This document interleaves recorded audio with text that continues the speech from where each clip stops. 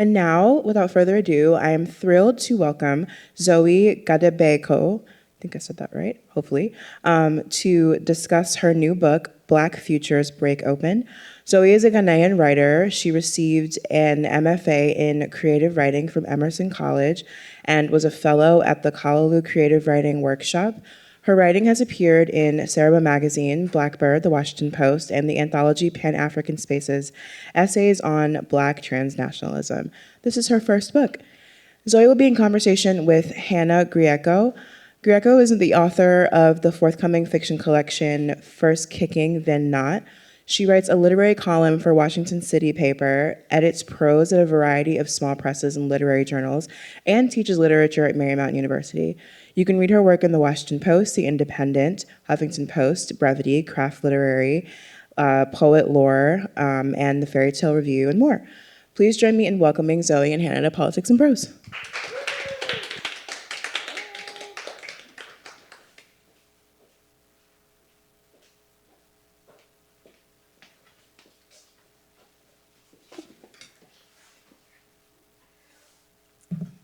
This is always the most awkward part. Okay.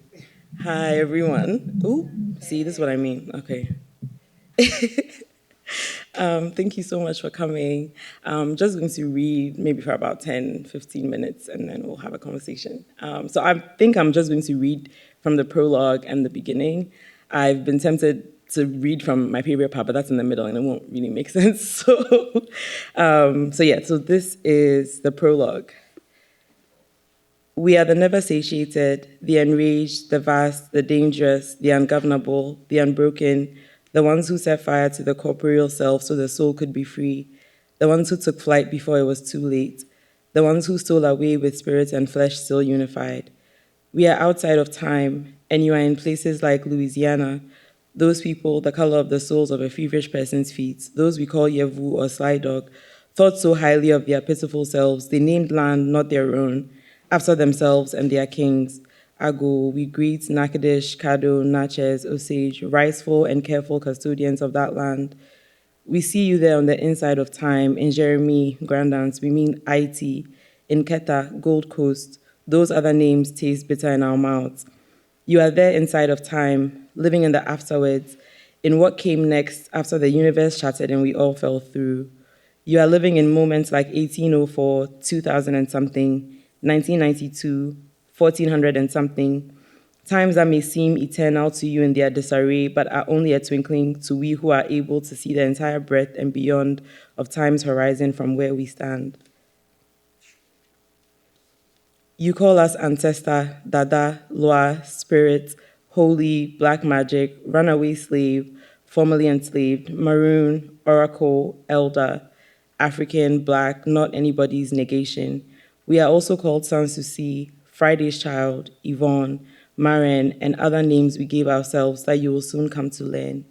We see you tending to cut flowers like they are sickly children, fresh water, spoonfuls of sugar, loving whispers to stay and not to wilt, because you know we like something sweet to smell when we visit. We see you looking for us in every crevice of your current life, in the painfully brief moments between just waking up and forgetting last night's dream, in song lyrics that never drop from the tip of your tongue, no matter how hard you try to remember, in the closed faces of strangers, all walking the same direction towards soul-splintering days, in lives too narrow for spirits like you and like us. We are watching you there. We are outside of time, dreaming of the day the way will open so you will join us here. We send moonbeams through your shattered windows on a night when no earthly crescent could have spilled so much light. We wait for you to clean the altar you built in our honor, replacing the weak old water and washing the glass clouded with oily fingerprints and dust, so we can take a seat watching for the candle, the tingle of clear or dark or sweet liquor. Our tastes are as varied as the manifestations of our spirits.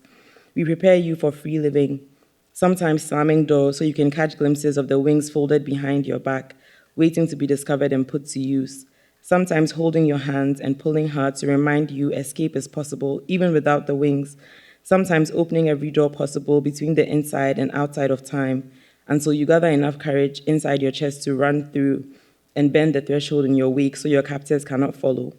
We believe in scorched earth. We are waiting for you on this land, patched together from seabed and shoreline, in a place outside of time, protected as much as is possible from the violence of your time by blue paint on veranda ceilings, blue paint on the walls, indigo blue for our clothes, deep blue to mark our skin, all kinds of blue mixed up and running together so that any of the white evil pursuing us think it to be the sea, and too scared to drown, they do not follow us here, nor will they follow you. Will they follow you? In fact, the way is already open.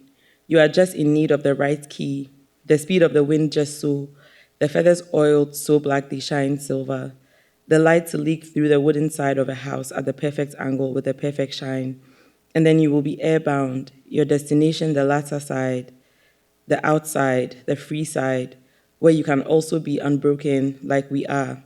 You may feel we have left you flailing in cruel winds, but we are with you and we feel and laugh and weep when you do.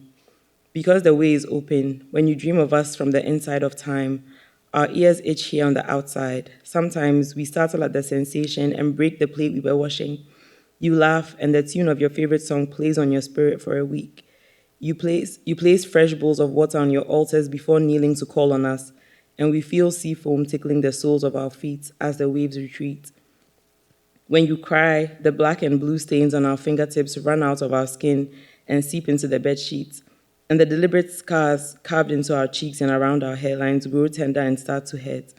When your bodies ache from the pink skin specters, whips, and bats, we feel it in our lower backs. The earth quakes and caves in on itself and on top of our beloved in Haiti.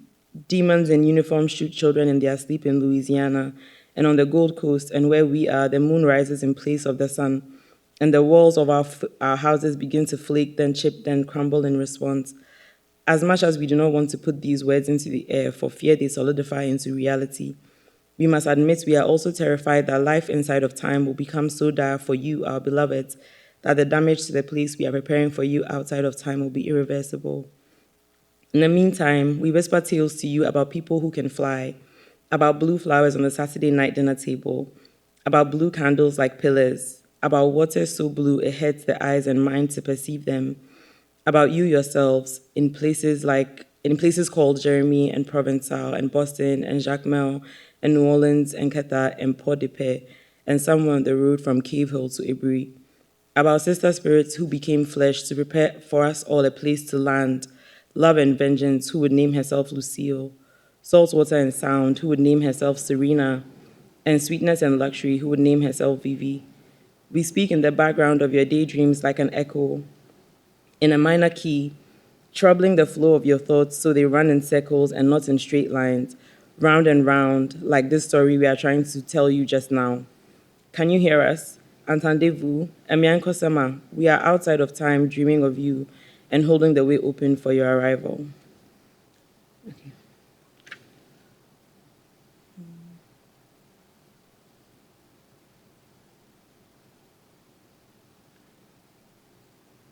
Okay, so this is chapter 1. Outside of time, before the break, when Maulisa shared the sky as moon and sun and spirits roamed far and free. Before anyone could fly, before there was anything called time, there was the big wide blue water, and then there was God. God was vast and plenty, both moon and sun in one being. Their name was Maulisa, and they lived in a dark, quiet house in a town surrounded by sea and lagoon and by yellow sand. The town was usually empty because the spirits and souls who lived there were busy being born, entering rooms where they were being mourned, ruffling curtains, lifting up the sheets used to cover mirrors, tapping on hunched and heaving shoulders, planting grit in the grinding jaws of people who had wronged them in life, dancing in the flicker of candles lit in their honor, or crowning the heads of the devoted who struck matches to light their way. Of all the spirits who were serpents, 2 of the most powerful were Aidawedo and Dambala. They were witnesses when Maulisa took 8 days to speak life to fill the void that existed before the universe. They were there when Maulisa rolled out the sky and scattered the clouds across it, when they fashioned bodies for the spirits who would be sent to live on earth and painted the landscapes that had their own spirits contained in smooth pebbles at the bottom of clear pools of water, in all the trees waving and bending to the will of the wind, and in all the waters, sweet and salt. When Maulisa was finished, They gave Aidawedo and Dambala their instructions in a voice that sounded like the center of a storm. This part is most important, almost more important than the creation itself, Esogoma. We understand. Do you know you will be the only force making sure our work does not fall into pieces and back into the void? Yes, we understand. Mie Esogoma. Aidawedo and Dambala began to unravel themselves. They stretched and unwound until they were both at their full length, and then they looped their coils, thousands of them, around the pieces of the universe Maulisa had made. They were wound so tightly it would have been impossible to tell where one ended and the other began, had it not been for the color of their scales. Dambala had a white diamond-shaped patch in the center of his head right above his eyes. It stood out starkly against his black scales, so shiny it was as if each one had been polished individually. Aidawedo had silver scales that showed rainbows in the right light. They remained together for 2 eternities and 2 more, side by side, but not unified. Although venom dripped plentifully from her fangs, Aidawedo was often the one to resolve the conflicts that occurred between the two of them when their tempers rose in their throats and fell off the tips of their tongues in insults and curses. Dambala was a terror when he preferred to be, which was often. His emotions swung wildly between compassion and violent rage, and his ever-changing disposition caused searing sunshine on earth one day and devastating tempest the next. So extreme did these rages become that one day Aidawedo asked, "Can't you see what you are doing? Should Mawulisa's children suffer because you can't control yourself?" Dambala looked slit-eyed at Aidawedo and turned his head as far away as he could from her. "Who do you think you are talking to? You think you are more powerful than I am? Are we not here tied up together, tied up in the same task?" "Is that what I said? All I'm asking is for you to calm down before you destroy Mawulisa's children. You know, maybe you aren't strong or trustworthy enough for this kind of responsibility." Dambala ignored Aidawedo, still refusing to look her way. As they continued to shout at each other, each became more interested in winning the fight than focusing on the welts they were carrying between their coils. Their grip loosened, and they continued to shout. They didn't notice the universe slipping and splintering light years beneath them. Okay. That feels like a good place to stop.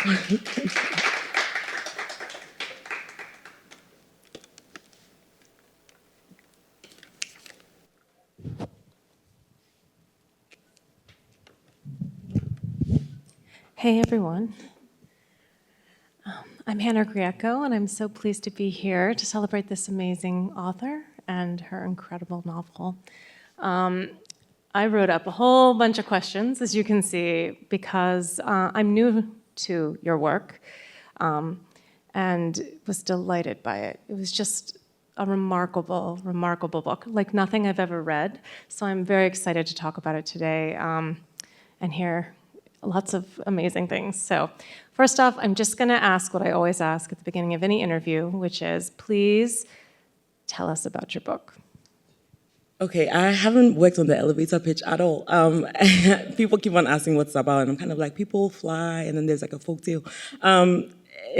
Blue Features Break Open is basically about what the cost of freedom, what it takes to free oneself, and what it takes to maintain it. So essentially, it's this sort of parallel world that is connected to us. So if you imagine that we are inside of time, the majority of the book takes place outside of time, and it's an island where, sort of following on folklore from different parts of the African diaspora, people being able to fly, especially being able to fly away from danger, from slavery, from violence.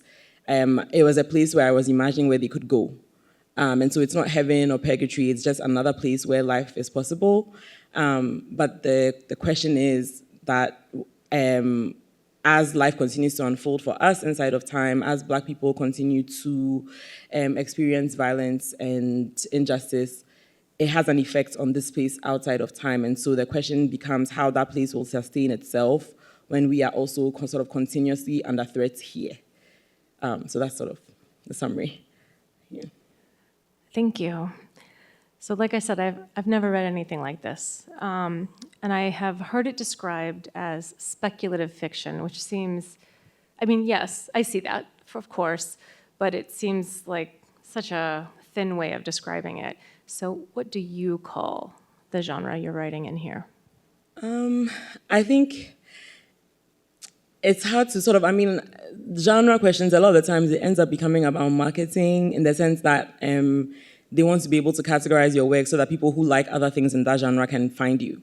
So speculative fiction. I think I've also seen Afrofuturism, and I love works across those genres, but I wouldn't say, in my mind, I guess I associate Afrofuturism a lot with realities that involve some sort of technological, sort of like commentary on society in this dystopian way. It doesn't have to only be that, but because this also has a lot to do with time, and also a lot to do with the future, right? But it doesn't feel like it aligns necessarily with some of those things because it's drawing more from spirit and folklore than it is from like a very technologically advanced type of world. And so I think what I had been calling it, especially when I was in grad school and I was reading across these different genres and also reading sort of theoretical texts that were theorizing around writing like this, was Afro-surrealism. That felt more aligned. An author that was really important to me even beginning this book was actually a Cuban author called Alejo Carpentier, and he wrote a book that was set in Haiti. And I started working on this book because I read that book and recognized words and Ewe in the book. And so he sort of coined this phrase, the marvelous real. And it was sort of, I don't know, I don't want to introduce misinformation, so I don't remember the sequence of events, but it was sort of in conversation with the idea of magical realism that was coming around, work that was coming out of Latin America, and he was trying to basically posit this as a way to see that the fantastic and the mundane are not necessarily like separate. They are sort of integral to each other in a very specific way in Latin American and American context, and I mean American as in like continents, not just the US. And so I don't know if I would necessarily, I guess this would also align with that because even though it's set in this space that's outside of time, there are points in the book where it jumps inside of time and you are in places that are in the continental US, like you're in New Orleans or wherever. But I think that, the idea of the marvelous is something that also comes up a lot in Caribbean literature, and I've read a lot of these things, and it's been a while, so again, I don't want professors to be mad at me for misquoting, but Suzanne Césaire, who's also a theorist that I really admire and only found in grad school, because as a French major in undergrad, we only ever read Aimé Césaire. I didn't even know Suzanne Césaire existed, and she was his wife, and she talks about the marvelous, and it's something, I think I've been trying to find more information, like a lot of her writings are not necessarily that accessible or easily that she has like an anthology of essays that I have.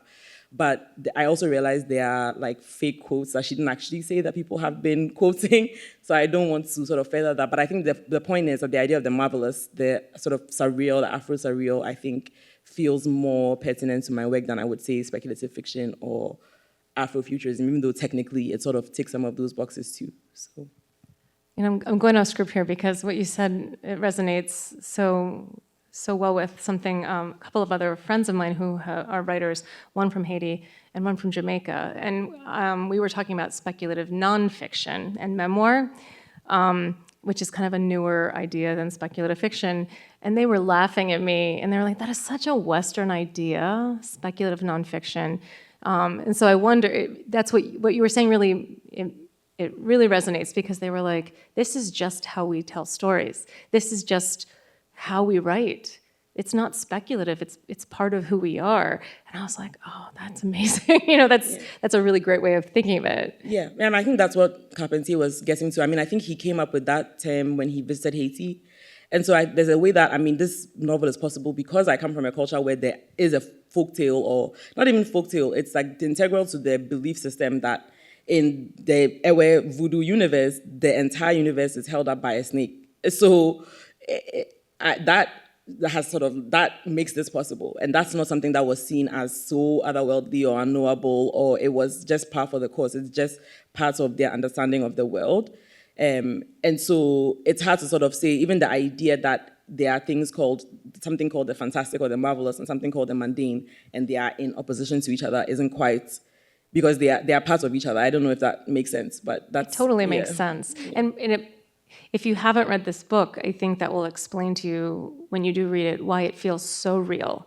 It doesn't feel like you're reading something so fantastical, even though it's so lyrical and so beautiful, and it is fantastical, but it feels very real. And I think that explains it exactly, So So I think that's a great introduction to your book for someone who's new to it. All right, so this is the funny question here. I made the assumption when reading this book that Zoe was an established poet because it's so lyrical, but so beautifully, like poignantly grounded as well. It's not like frou-frou poetry at all. It's just gorgeous, gorgeous prose. So I wrote to her and said, I would like to ask you how poetry, your own and others, inform your fiction writer. And she laughed. She's like, what are you talking about? I'm no poet. And I was like, I think you are. So please tell us how maybe poetry or maybe just beautiful language informs your fiction writing. Yeah, I mean, I have an answer for this question. I'm trying to answer it without being self-deprecating. Please. I'm on a mission to stop doing that. I write poetry, I write across genres, but I don't necessarily consider myself as a poet because I just haven't spent as much time working on it as I have fiction or anything else. But I read a lot of poets, you know what I mean? Like I love Lucille Clifton, Rita Dove, and Viby Francis, and Safia Lilo, and all these different Black women poets across, like, you know, contemporary. Jordan is one of my favorite writers in general, but also her poetry. But so I wouldn't necessarily say that I'm setting out for this to sound like poetry, because I feel like anytime I write poetry, the reason why I'm hesitant to identify that way is because it always feels like I'm gesturing towards something, I'm trying to achieve something that I can't quite do in poetry. Like, you have, you know, those who can do it and do all these interesting things with form and in such a small space of, you know, a small space of the page or a small number of words are able to achieve so much. Like, prose writers need 360-something pages to do the same thing. And so I wouldn't necessarily say that it's not something that's a conscious decision to say that I want to. I think the other thing too that's interesting is that I really admire poets because when they attempt prose, it's always the best. Versus novelists trying to write poetry, no offense to anybody, but that's my opinion. But I think because in order to write this, I was reading theory, I was reading other novels, but I was also reading poems, I was watching movies and listening to music. There were so many different types of research that I had to do to make this possible that, like, obviously it had some sort of impact on me. But I also think in terms of writing beautifully, this is another theorist that I read a while ago, and again, maybe I should have done some homework. I did my homework, but why am I forgetting some of the details? Jennifer Nash writes about beautiful writing, but she writes about it in a context in Black feminist sort of cultural production where you are trying to obscure something. So she tells a story about finding a note in, I think, a copy of For Colored Girls that her mom owned, and it's addressed to her from a man that she's never heard his name, and she's kind of like, who is this man, kind of thing. And, it leads into a larger conversation about sort of Black femme interiority and what you choose to obscure and what you choose to share.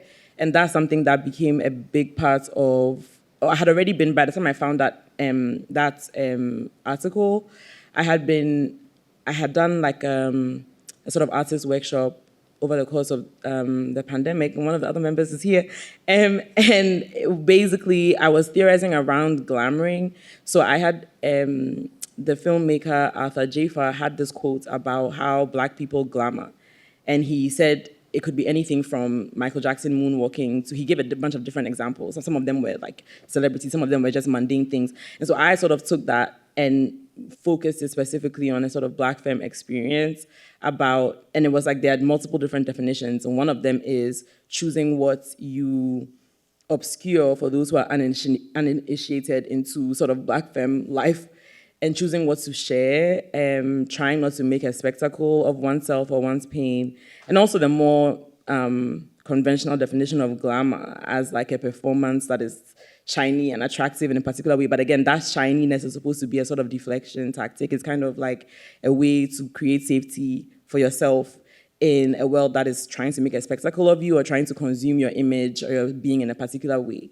And so I had been thinking around that for a long time, and then I found that article about writing beautifully, and I think it wasn't necessarily a conscious thing, but I just thought it was so interesting that this book reads that way, because it's like something that I've been thinking about as a theory. I didn't necessarily know that I was also applying it to my own work, but I guess it does, I guess, confirm or sort of affirm the point that it's an ongoing practice in terms of self-presentation, in terms of how we move around physical world, but also in terms of creative production.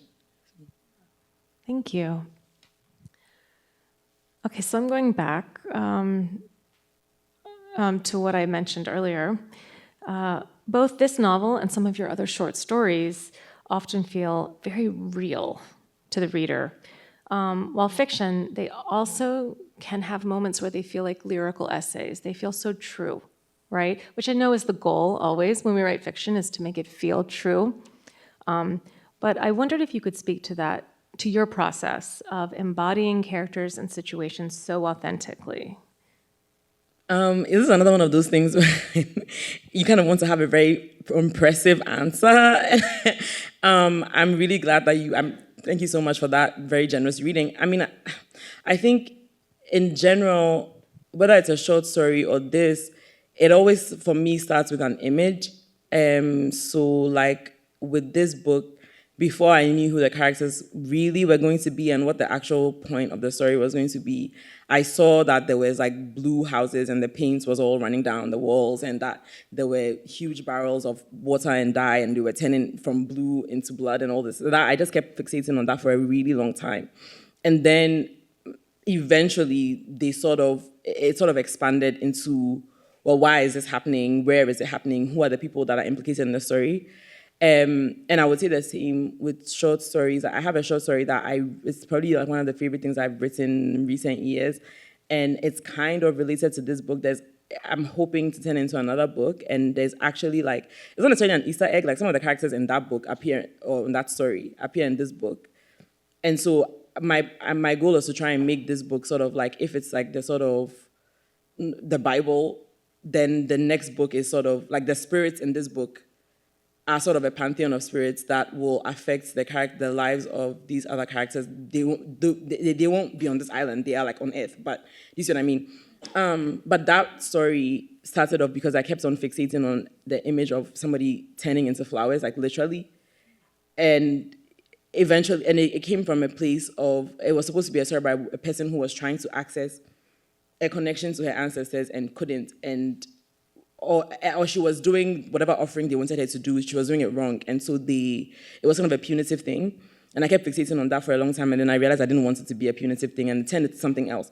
But I guess when I think about this, even that story, aside from the sort of fantastic image, or other short stories I've written or published in the past, it starts with an image, but it also is typically something that I'm afraid of, and so maybe that's why it seems so real or so visceral, because even if it's not obvious, I know that there's something in the story that is coming from a very deep, visceral place for me, about something I'm concerned about in some way, like if it's a fear or an anxiety that I have, or something that I'm really obsessed or fixated on or interested in.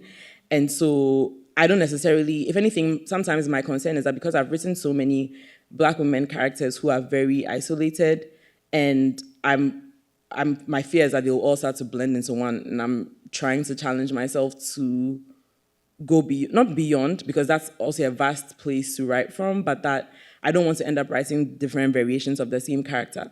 But I guess the ones that I have written so far maybe seem so real because there's something fundamental to them that's from a very deep place within myself that I would be scared to confront head on, or that I would ever say out loud. But, I'm able to sort of, it's less scary to touch it when it's through these characters than it is if I was to do it as a personal essay or just to even say it out loud to somebody. So I love that. Thank you. And going off script again, I just have to ask, you're such a visual person, clearly. Do you paint and draw? And I wish I have well, maybe. I think we have so many hidden talents that we have not discovered, honestly. I mean, maybe this is the year of no self-deprecation. So maybe I do. I don't know. I've never. No, the way you describe your process of being so visual, I'm just like, Because it's so different than mine, and I'm like obsessed. So I mean, I think, the thing is, I've been interested in film for a long time. And over the course of the last few years have done like some different visual things with video or like collaging and stuff like that. But sometimes it feels like I see something in my head and I can describe it really well, but I don't necessarily have the sort of, like, I wish I had a more tactile practice that I could paint or draw or something, because that would be another way to express it, that it feels I can't do so adequately in those forms, but I can do it in writing. Do you see what I mean? And so, but it could just be the case that I've spent the most time working on this. I went to school for it. Like, do you see what I mean? I haven't dedicated anywhere near as much time to acquire any other type of art skill in that way, because I'm also interested in music, but I don't have, I took piano for years and I was really good, and I was able to like teach myself T-pain songs on the piano. I can't do it anymore, but at some point I could. But I'm not necessarily any of those things enough to that extent. But the visual thing is interesting because I realized, like, anytime I would try any kind of experiment outside of writing, there would be a level of frustration where it's like the gap between the skills that I have and the vision. Whereas with writing, it's very vivid in my head and I can translate into words. I mean, finding the words isn't always easy, but it flows way easier than it would if I was trying to paint something. So writing becomes your visual art. Yeah. Okay, so I could just go off script all day with you. You're amazing. Would you like to see this book as a film? And if so, who are some people you would cast in it? I didn't give her this in advance, but she's given me so much good stuff, I have to. I have to ask. I mean, the part of me that's like, would love the shiny experience of like, you on a red carpet and here goes Mahershala Ali. Oh my God, he's in your film. I mean, and the part of me that's like, June Jordan does not approve of this. You're supposed to be a serious artist concerned about the people. I mean, I think those things can sort of, I don't know. But I don't know if it would work as a straightforward sort of narrative, 90 minutes from start to finish, a linear kind of thing, because it jumps out in and out of time, and I'm very worried about accents. I don't want to hear any funny. Yeah. I feel like that's a big concern because the thing is that the people on this island are like African from all parts of the diaspora, and I don't even know what they really sound like. Like, there are points where I felt like the dialogue, like my advisor when I was doing my thesis was like, oh, this character is starting to sound a little bit different. And there were some places where I changed and some where I didn't, because the point is that they are slipping between French and Ewe and English and Haitian Creole and Louisiana Creole, all these different things. So I don't know what that sounds like in practice, and obviously in film, you have to make certain decisions to make sense to the audience. And I can't be there to be like, side note, this is not, I don't, you know what I mean? I don't agree with this. Yeah. But I think it would be cool to see some sort of experimental, like, visual engagement with it. I mean, there are so many filmmakers that I really admire that I would be honored if they even were interested in doing something like that. Like, I watched this film, I mean, several, but one filmmaker that I really admire, her name is Zoë Gadegbeku, and she has, it's like an experimental documentary where there are clips of her, I think somewhere in New York, I don't remember which borough, and she's asking Black women and girls on the street, like, do you feel safe? When was the last time you felt safe in your body? And stuff like that. The first time I watched it, I was like, because having to contemplate that question was like a lot, and I feel like anytime I shared it with another friend who's also a Black woman, it was the same kind of visceral reaction. But it was like, in between that, there are clips of her in a garden somewhere in France, so she's doing a writing residency. There's like visual, she's scratched, she does all kinds of different things. And she's also from Dallas, and I was born there. I never lived there. I don't have any connection, but I think it would be cool.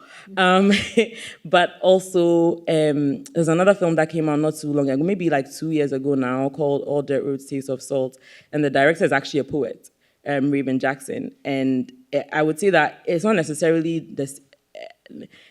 It's not like surrealism in some of the same ways that, this book is, but it's not linear. It's like a coming-of-age story, but it's not as if from start to finish. In between the story, you see clips of the main character as a much older adult, and then you're back to her being a preteen, and then you know what I mean? And so I feel like those are people that I would trust to be able to bring something that I wrote to life. In terms of actors and people that I would have to think about it. I did have mood boards when I was first starting to write this, In order to feel like I wasn't just on Instagram just being there, I would save different images of people as like inspiration. But then, you're not supposed to see that like any resemblance to anybody in real life is totally coincidental.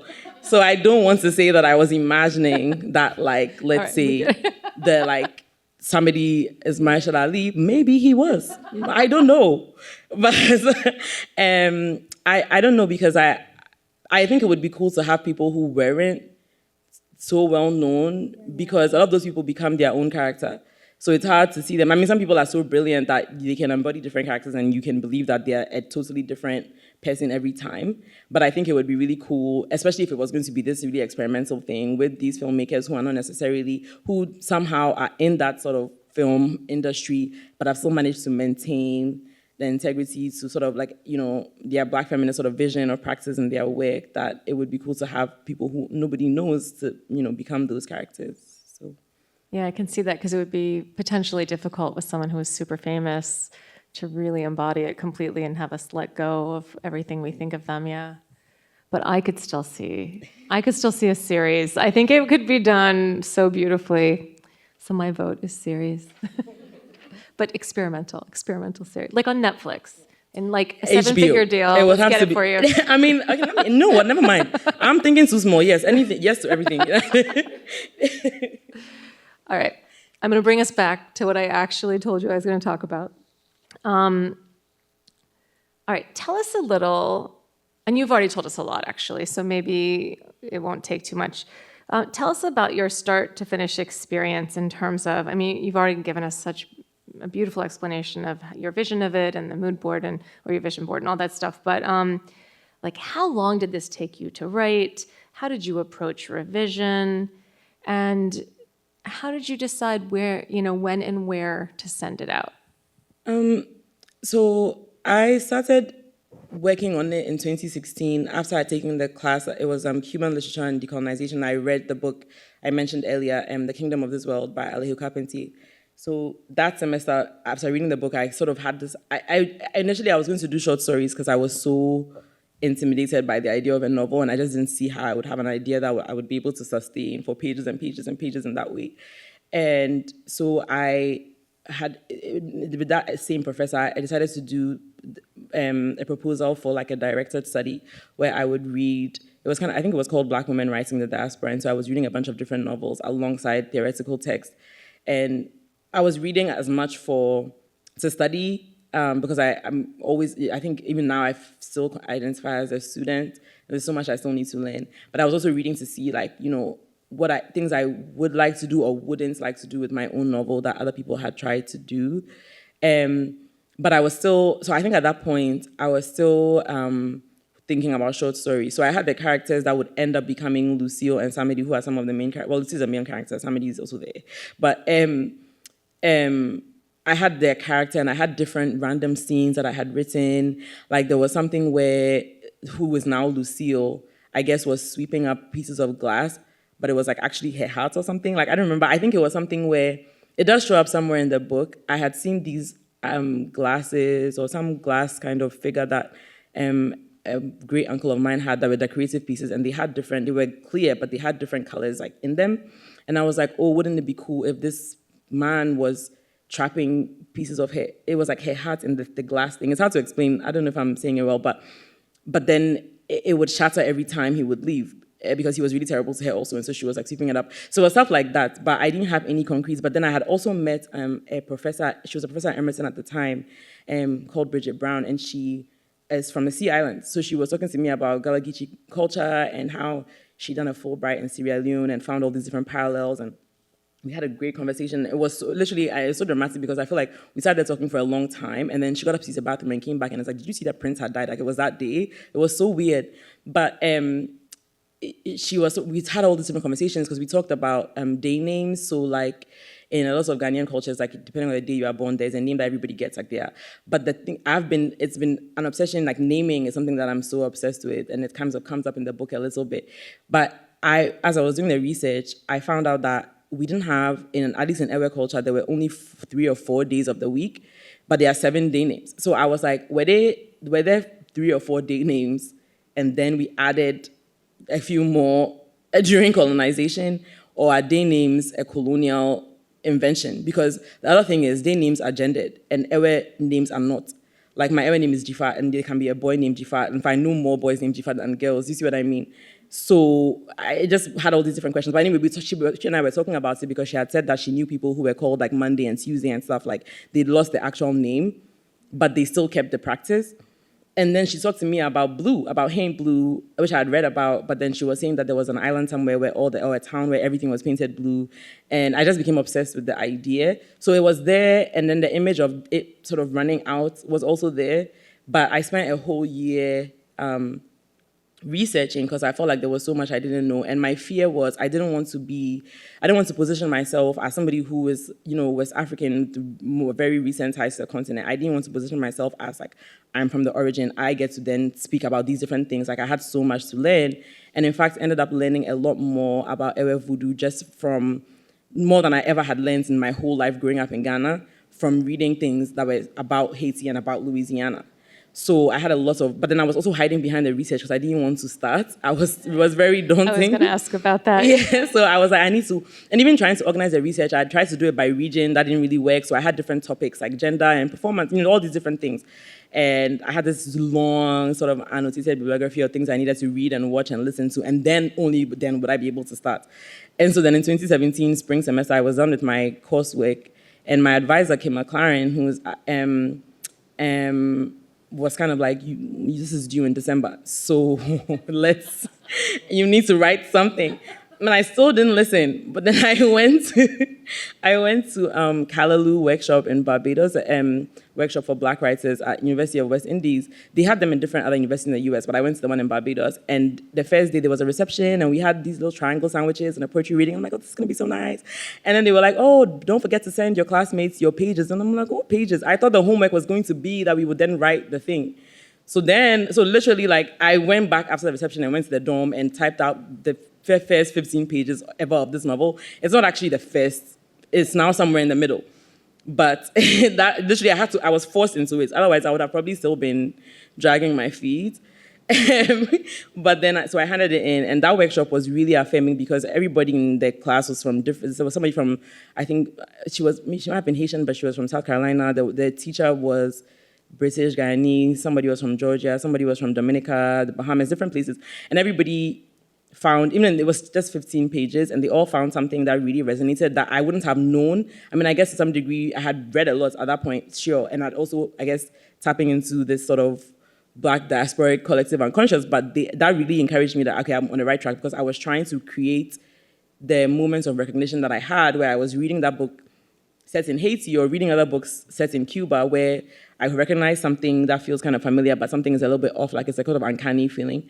And I was trying to recreate that, and everybody was having that experience. So then I said, okay, I'm going to have 60 pages by the end of the summer. And so I did that, and then it was due like that December, so that's when I graduated. I walked the spring after. But then essentially, I was now out in the world working multiple jobs and also trying to finish. So I had to be like really rigid, like to the extent like if I was teaching at some point, I would only grade in like the grad student lounge. I would only work on my other job stuff in this location, and I would go to different other cafes and stuff to work on the novel. Or I had to be I had to compartmentalize because time is very limited, which is a case for most working artists. If you have a day job, that's nothing to do with your practice. And so I would do stuff like, take my personal laptop to work along with my work laptop, because if I've carried this all the way here, I need to then go to the cafe after work and stay there for like 3 hours or 2 hours or whatever, or like every Saturday I was on it.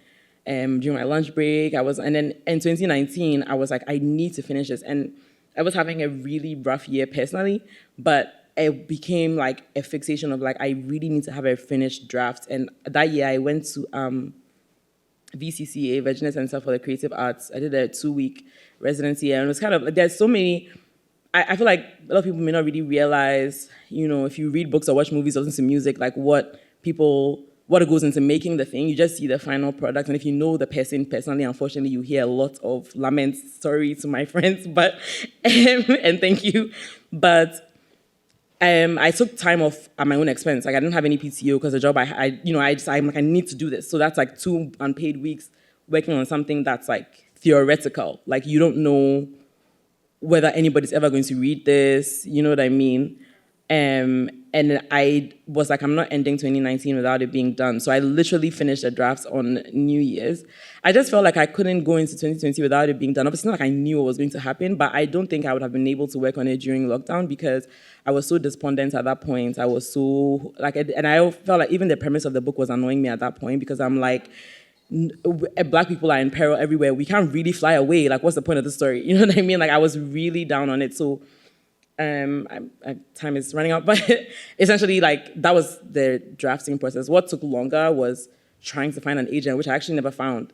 West Virginia University Press at the time was accepting submissions without, even if you didn't have an agent, which is, really removes sort of the barriers to entry for a lot of marginalized artists to not have some gatekeeper to help you. And that's how I was, eventually able to get it published. So.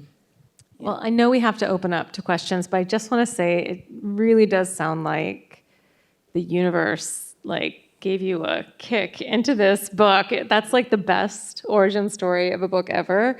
But it's also so relatable to spend a year researching and to not get started and also at the other end to be so sick of it.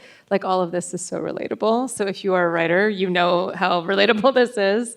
But all right, so now we are opening up. This is great. Honestly, we could obviously talk for 2 hours and keep going and going. But if you have questions from the audience, this is where we will take them. Hi, my name is Javier, and I was wondering, in the language of emotions and feelings, if there was a specific emotion or feeling that inspired your initial thought for the story of this book, and if there's a specific emotion or feeling that you want readers to feel when they're reading. Thanks. It's a great question. I don't know if I have a great answer. I think because the original image was something that was so, it's like, this is an emergency. Like, I don't know why, but this place is, whatever blue place I'm thinking about is deteriorating in this way. There was a certain level of urgency or panic when that was in my initial sort of, in the beginning to write this. But then when I finally sort of met the main character and I was imagining who she was before then encountering the particular spirits in Haitian voodoo that I would end up basing her on. Just, I guess, another incidence of coincidence or being tuned in to whatever spirit sort of, world. She was somebody who was also just so, she was involved in everybody's life and also very isolated. And it was basically, my mom or so many other Black women that I know that get so consumed in caretaking that their self is, neglected in particular ways. So there was a certain weight, you know what I mean? So there was a certain, I don't want to say she felt burdened, but she's, because she loved the people that she was caring for, but it was a fatigue, you know what I mean? I think that was also part of it. But then, and I also, in terms of how I want people, so that I would say that's from my end. In terms of how I want people to feel, I don't necessarily want to say, just hopeful, because that feels sort of empty or easy answer, because I actually don't have any answers. I don't know how we have a world that doesn't continue to harm. I mean, I know how, but continue to hinge on Black people's death and exploitation in order to sustain itself, so that this island then also is, you know what I mean? But I want people to think about possibilities. I want to at least have people think about the fact that it doesn't have to be this way, that just because it seems so daunting to imagine a world that is not so anti-Black that we literally need to die in order for it to live, something else is out there. It's actually imperative that we figure that out. You know what I mean? And so I don't know if that's an emotion, but that's what I'm hoping is one of the things that people take away from reading this. Great question. Anyone else have a question for our author?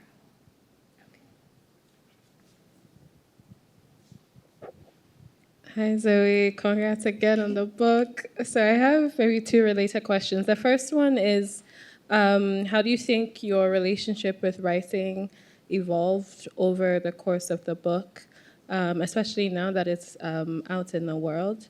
And also, kind of as you're writing the book, what did you learn about yourself?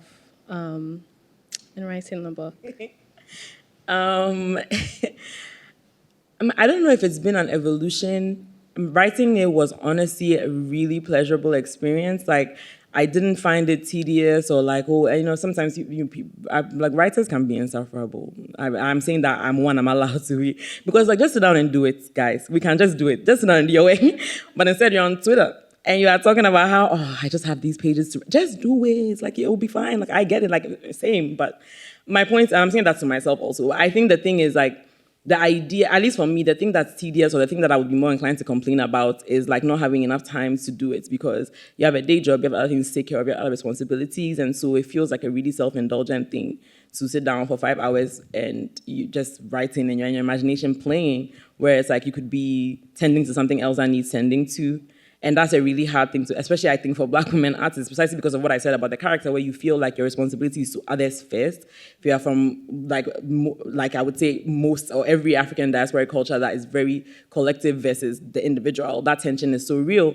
It feels, at least for me, it feels like a self-indulgent thing because I enjoy it so much. So the thing that was difficult and trying to finish, like, trying to take care of myself and my mental health was a challenge, but the ultimate challenge was trying to steal time from myself away from work to be able to get it done. So the actual process was something that was so pleasurable. Every time I sat down to do it, like even if it was a day where I didn't really have an idea, it wasn't even like I was saying, I would have a big idea, like I want to write this part of the story, but it wasn't like it was almost like I wasn't fully present. It was like you are, without sounding too sort of esoteric about it, it's like you're channeling something else.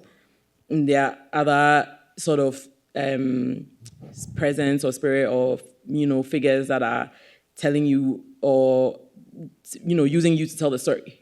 So I still feel that way, but I still have the challenge of trying to find the time, because even if the time is there, then you are so tired. And I've actually done something that I haven't done until now, which is I quit my job without having another job lined up. I have never done that before because it was always like, the rent is going up. You need to get a better paying job, and it's, especially living in Boston, it was always something else. And now I'm home and I still have certain things I want to contribute to, I'm responsible for, but it's not the same. And so I actually have space to try and figure out if I can, still want to be able to survive under capitalism and put some money away, but also finally bring my writing practice to the center instead of it being at the periphery where it's like, okay, when I'm done with my day job from 6 to 9, I'll find time to do this. You know what I mean? But I think the scary thing too, now I have more time. My fear is that it's going to be like, so the second novel, where is it? You said you were, you know what I mean? You said you were. And I think in terms of what I learned about myself, I think the thing that I would be scared to say is that I'm actually really good at this. Like, I'm really good at this. And it feels so shameless to say because because of the sort of type of performance of Black womanhood that requires you to be humble and community-oriented. You're not supposed to be too on your high horse. Somebody is going to be sure to bring you down.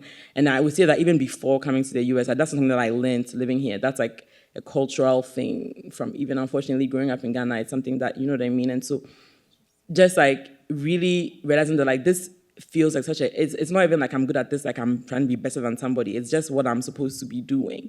And all I've been trying to do all this time is trying to find a way to do more of this is the best thing that I have to offer. There are lots of other things that I know I'm also good at or could do. I've tried really hard in every job that I've had, whether or not I thought it was something that was the most fulfilling or whatever, but this is the thing. And I don't know I'm now going to find out what it looks like to actually treat it like it's that thing and not something that I do when everything else is done. So. We need to take this section of this video and make a YouTube short. And every writer needs to hear it. Because I was just like this. Because I'm struggling to finish my book. And it's just incredible. It's such a pep talk. But if it's going to be, I'm not saying quit your job just like that. No. All right, because fair, don't get too excited. I think that, or maybe do. The other stuff. Maybe do. I don't know. I think it's just, it really is soul crushing to spend so much of your time doing something that you're not supposed to be doing already. And then on top of that, so many corporates or corporate adjacent spaces are so toxic and draining. And then you feel guilty for feeling that way because it's like there are so much more difficult jobs out there. People are really going through it. Like, you are sitting down on a computer, girl. Like, but then that's also, again, the self-deprecation kicking in. But that was, I mean, it wasn't insurmountable. Obviously, I was able to do it. But there were times where I was kind of like, I think part of me forcing to finish in 2019 was to show myself that those jobs and those spaces did not succeed in usurping the role that my creative work is supposed to have in my life. Like, ultimately, I was able to do it, and I'm hoping that I will be able to keep doing it and having more time, that even this being out in the world makes it possible. And I think the other thing too is that I don't judge anybody who, I mean, I didn't ever just quit and try to do this, because then if you quit and now you are worrying about money all the time, so you can't even work on your practice anyway. So that was the balance that worked for me, and I realized I was still trying to make it work, and it's not anymore. So. But seriously, that's like a TED Talk. That's so good. We have time for one more question, though we could also end on that because it was so good. Does anyone have one final question for Zoe?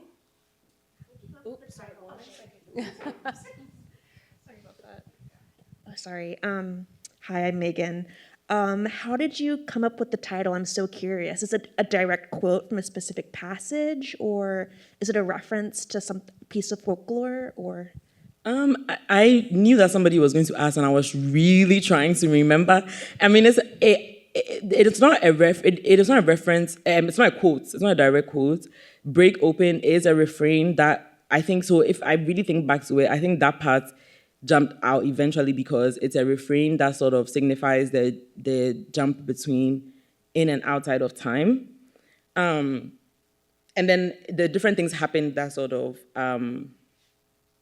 made it like confirm that I was on the right track, because I think there's a point where the character describes herself as standing in the break, and my mom had used a phrase like standing in the gap, which tends to be, it's like a black churchy kind of phrase around like praying for others, advocating for others, is that kind of like, that's how she meant it. So that's where the break piece, and then the future part, that one I can't remember, because I think initially I was just calling it by the name of the island that the book is Blue Basin, and that was so funny because I came up with that name and then way into the research found that there's a place in Haiti called Basin Island. So it's like everything was sort of like aligned in that way, but so I can't really remember where I think maybe it was probably it had to have been towards the end, like when I got to the end of the book, because the idea that there was this ending on a note of possibility, I think is where the future part came from. But the break open was there first. Yeah. Thank you all so much for being here. Thank you, Zoe. And this is wonderful.